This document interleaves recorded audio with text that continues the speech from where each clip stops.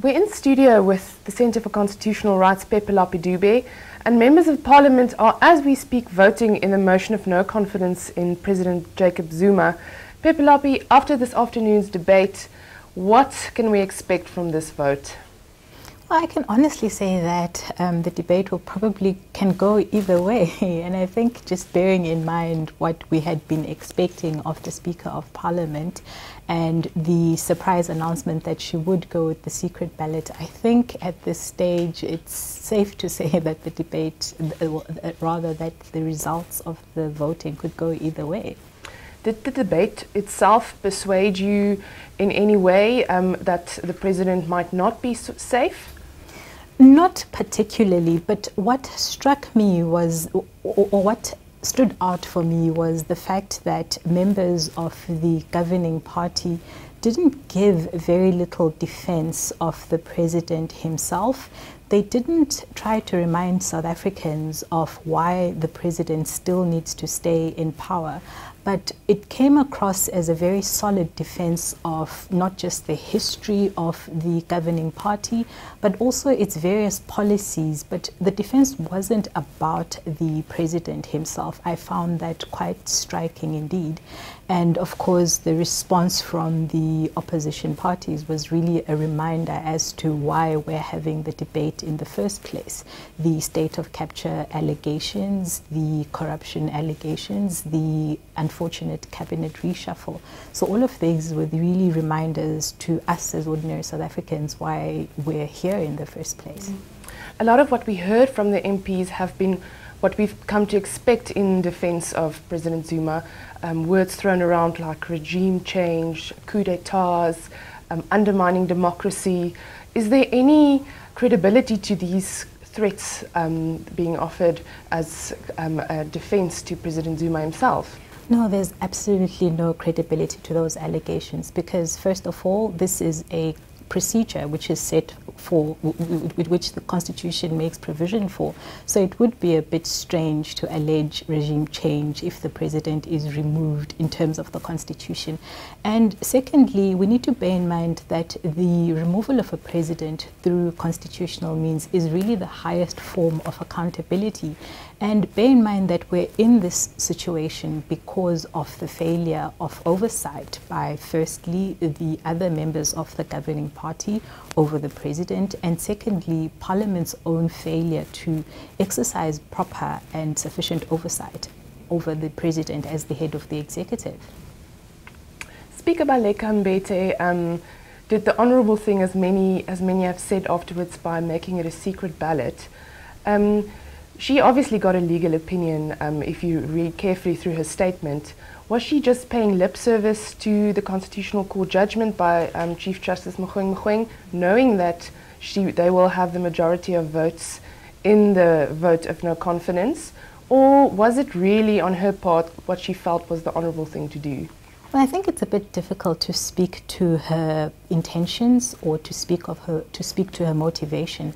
But what was apparent yesterday in her reading of her reasoning on as to why she was going to allow the secret ballot, what was apparent was a rather magnanimous attitude. I think she came across as very gracious. She quoted the Constitution. She quoted various aspects of the judgment of the Constitutional Court. And in many respects, it was a reminder of her position as the Speaker of Parliament, that ultimately she's not there in her position as a member of the National Executive Council of the governing party, but that she's there to represent all of the political parties in Parliament, and that she should really be acting she shouldn't be acting partially. She needs to be acting impartially. So I think what we saw yesterday was really the rightful role that she should be playing. But as to whether it was a performance or whether she had a sudden change of heart and is suddenly convinced by constitutional principles, I think that very much remains to be seen. Mm-hmm. Yes, definitely. And then President Zuma also appearing at the caucus meeting this morning ahead of the vote, Do you think that might perhaps have been to intimidate members or just to show unity with the ANC's Member of Parliament? Well, I think for me the interesting aspect there is just the fact that the Constitution makes one remaining a member of Parliament, it makes it dependent on one remaining a member of a political party. So in a sense, if members of political parties don't toe the party line, they can be expelled or suspended from the political parties, and in turn they would lose their seats in Parliament. So I think in a sense, on the one hand, it could be interpreted as the governing party trying to put on a show of unity.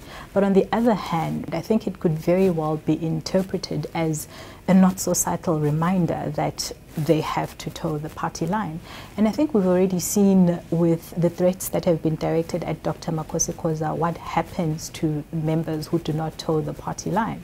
That there simply doesn't seem to be much room for dissension within that particular political party. Right. And then the secret ballot hopefully providing some courage to those who might be scared to go against the party line. Yes, absolutely. And I think despite the Constitutional Court having said that accountability and openness and transparency are really the key values of the Constitution, but I think there was a keen awareness of the consequences that could flow from an open ballot. And I think the Constitutional Court in that sense tried to ensure that members of the ruling party, members of the governing party could be gently guided to follow their conscience. So if they do this, and hypothetically President Zuma is voted out this afternoon in a vote of no confidence, what happens then? I think we're set for some very interesting times, but interesting in the sense that we need to bear in mind that this vote removes not just the president, but it also removes the cabinet as well as the deputy ministers. And because the deputy minister, or rather the deputy president, is also going to be removed from his office, it means that the next person in line is the Speaker of Parliament herself. So she's going to find herself in a very powerful position, and she's going to have to reconstitute cabinet. So she's going to have to choose her own people to reconstitute the next government of South Africa, bearing in mind that the Constitution says that she's going to assume the powers, functions and responsibilities of the president. And thereafterwards, the National Assembly then has to elect from amongst themselves a new president, and then this new president will take over from this acting president, the Speaker of Parliament, and they'll continue President Zuma's term, and all of this has to happen within 30 days from today. Right, well, we all wait with bated breath, and as we do that, we will keep you updated.